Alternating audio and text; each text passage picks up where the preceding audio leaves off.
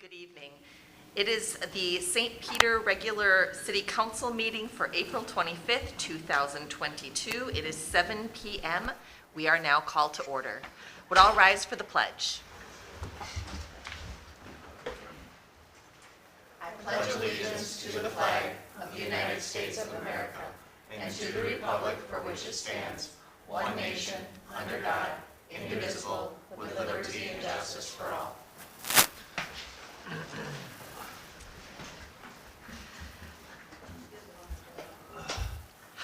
First up, approval of the agenda. Everybody should have a copy of the agenda.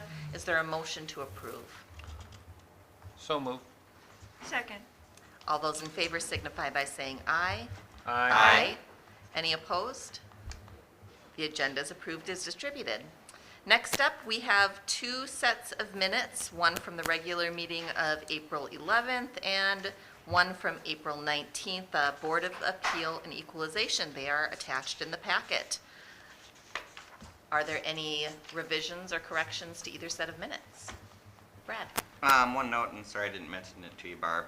Just on the report at the end of the Recharge Mankato event, I attended it, but the mayor also attended the event. So just wanted to mention that. So.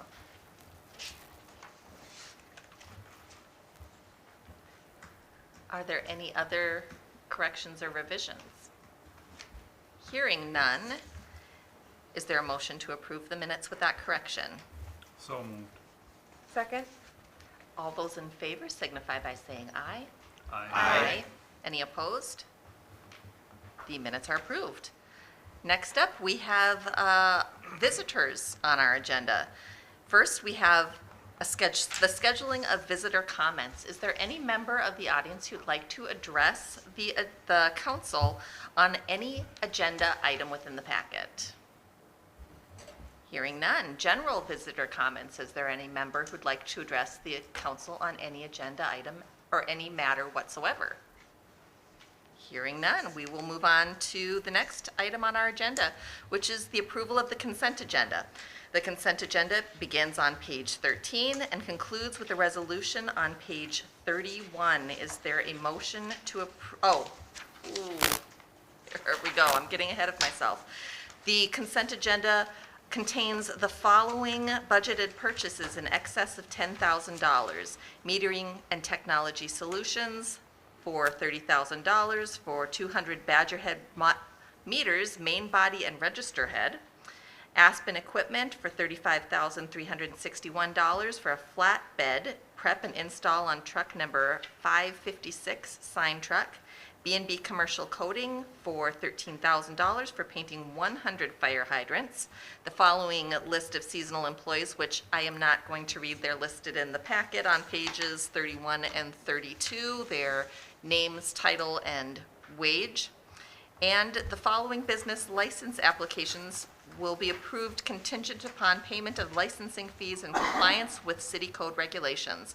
For tree worker licenses, Brooks Stump Removal, Construction and Tree Service, Hack Tree Service, Ironwood Tree Service, L&E Tree Service, Live Tree Service, Mankato Land Shapes, Morshing Tree Service, Priority Tree Experts, Pumpkin Hill Tree Service, Wendroth Tree and Stump Removal, Woodfellas, Roots Up and Tree Service, Roots and Up Tree Service, Fresh Look Landscapes LLC, a 6-month peddler permit for TNT Fireworks, a temporary gambling license for Gustavus Adolphus College, and the schedule of disbursements for April 7th through April 20th, 2022.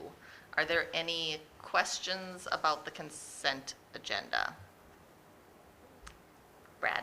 Just a quick question for Pete. How many fire hydrants are there in town? 675. 675. Okay, great. Thanks. Any other? Hearing none, is there a motion to approve?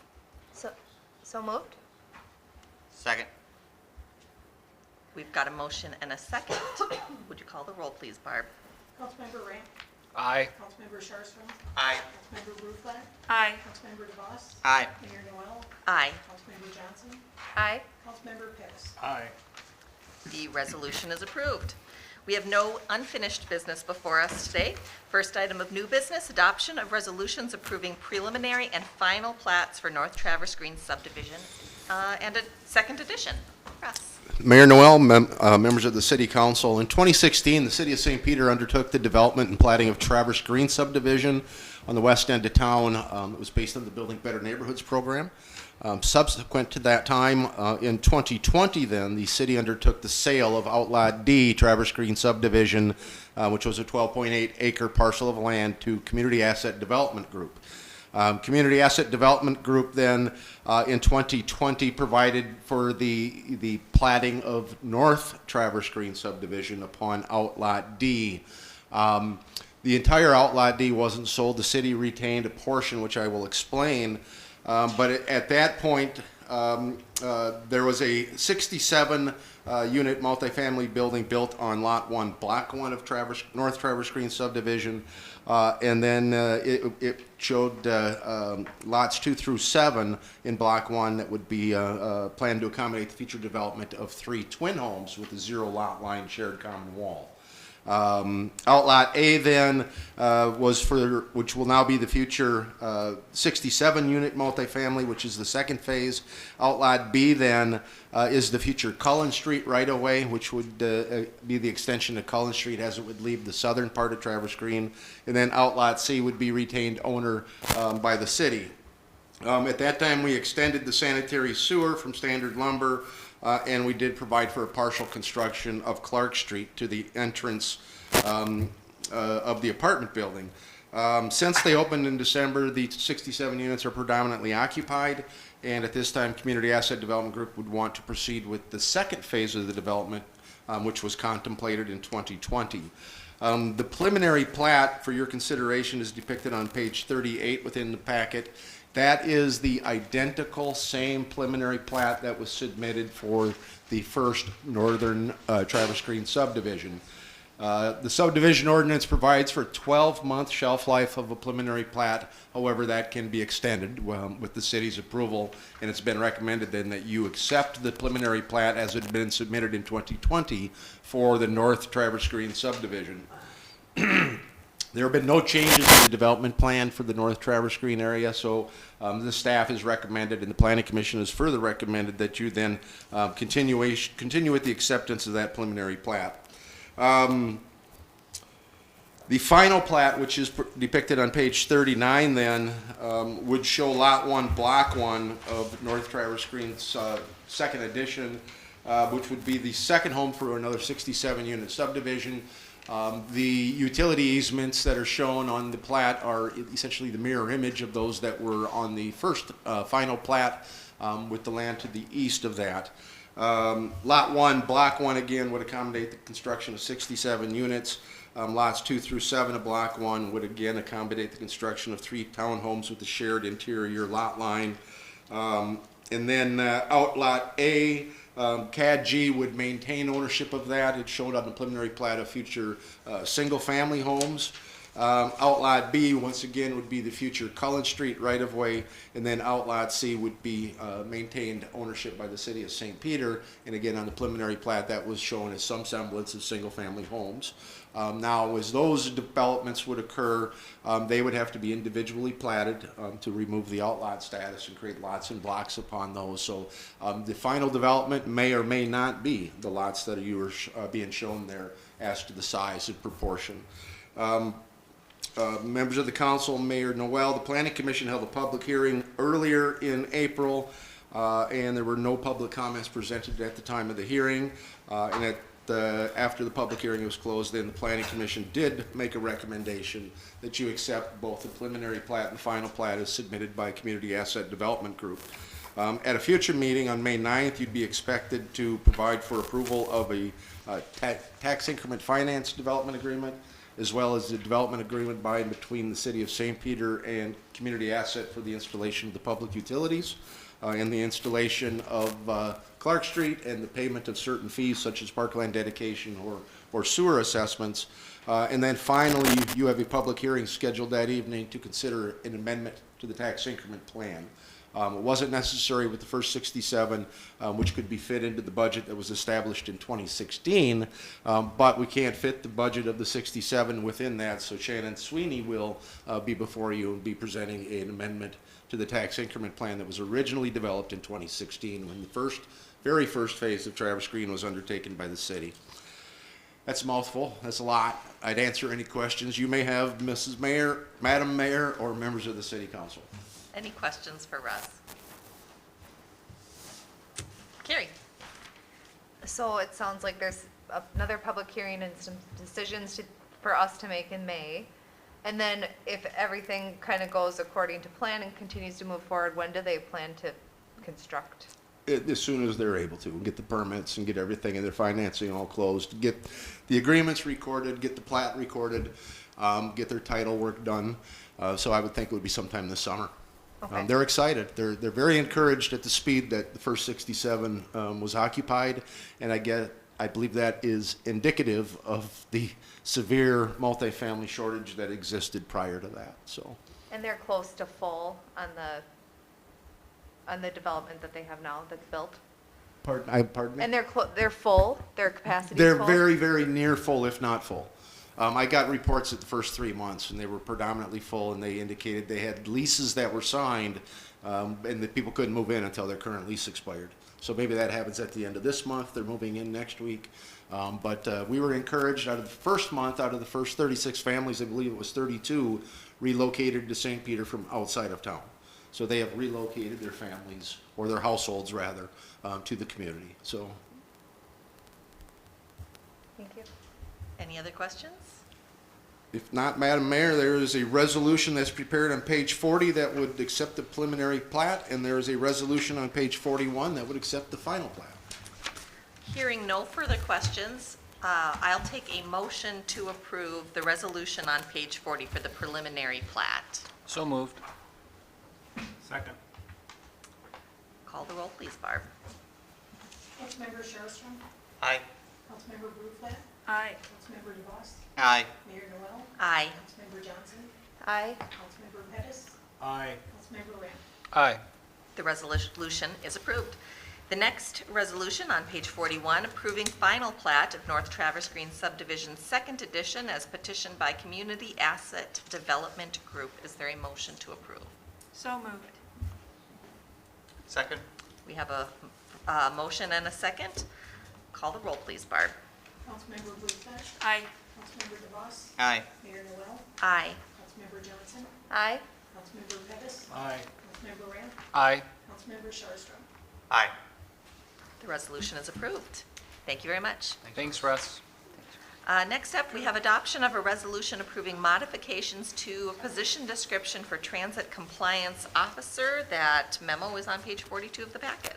Mayor and members, thank you. The information I think is included and is pretty clear. Previously, you spoke about this, or you had the opportunity to provide some commentary at a workshop, just at your last Monday workshop.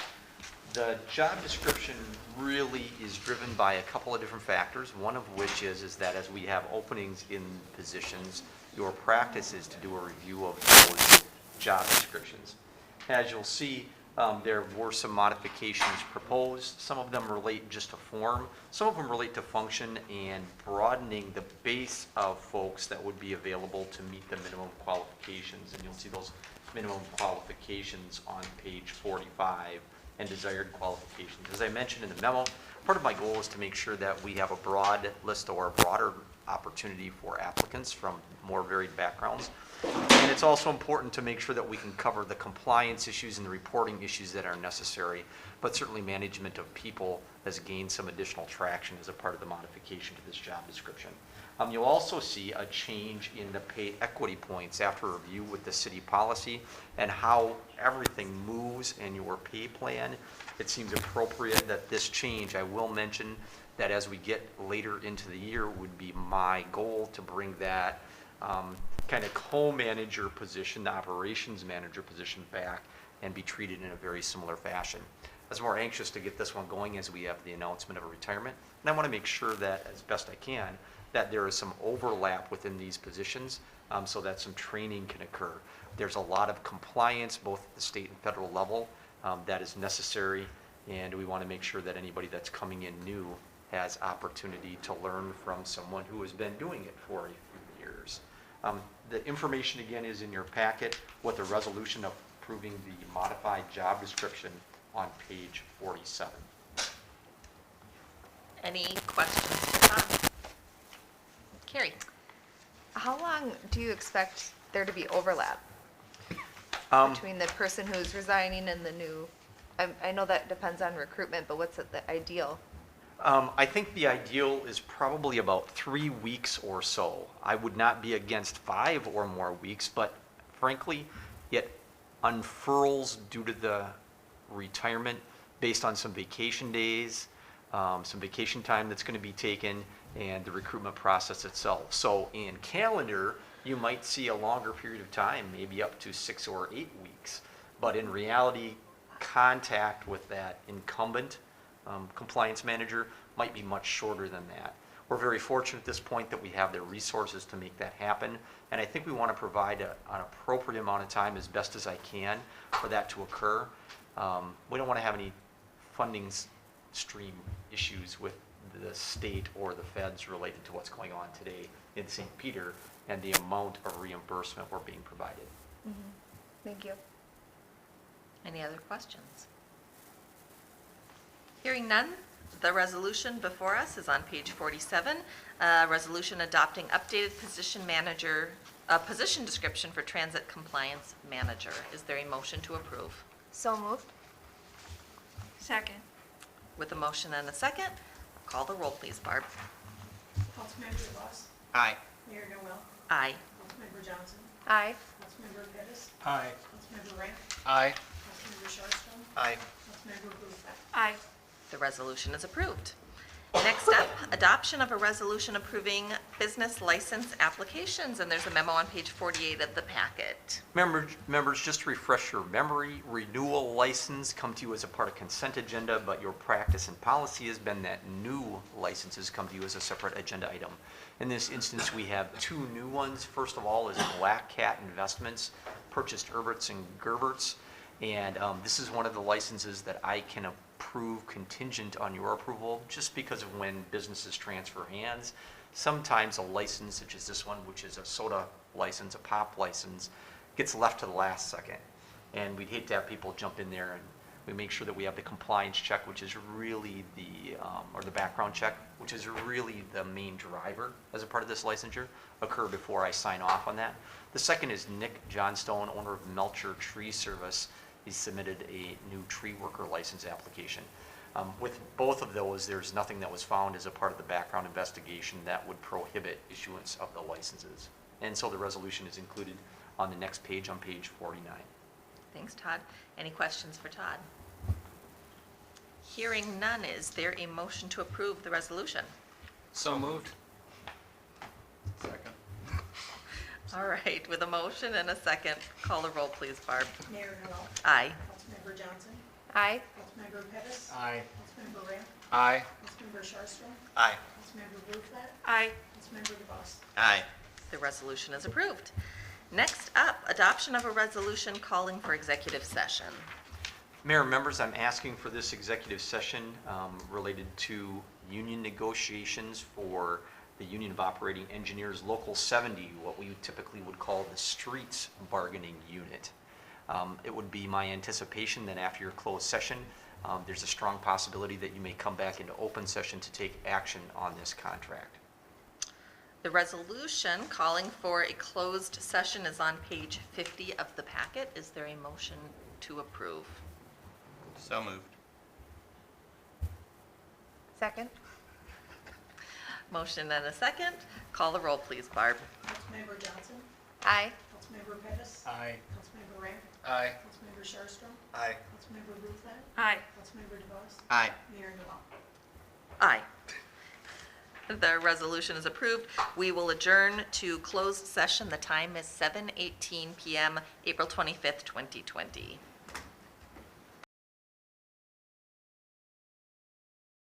Approving a contract between the City of St. Peter and International Union of Operating Engineers Local 70 AFL-CIO Streets for calendar years 2022 and 2023. Is there any discussion? Mayor members, if I can, I will mention that the memo articulates the 5 major modifications that we see, or the 5 modifications. First of all, it's a 2-year contract for the 2022 and 2023 years. There's a wage increase across the board for all employees attached with this bargaining unit of 3% plus $1 in the first year. That's the 2022 year, and that would start January 1st, be retroactive. And then an increase of 3% for the 2023 year. There's a modification to callback provisions, simplifying but expanding the call times.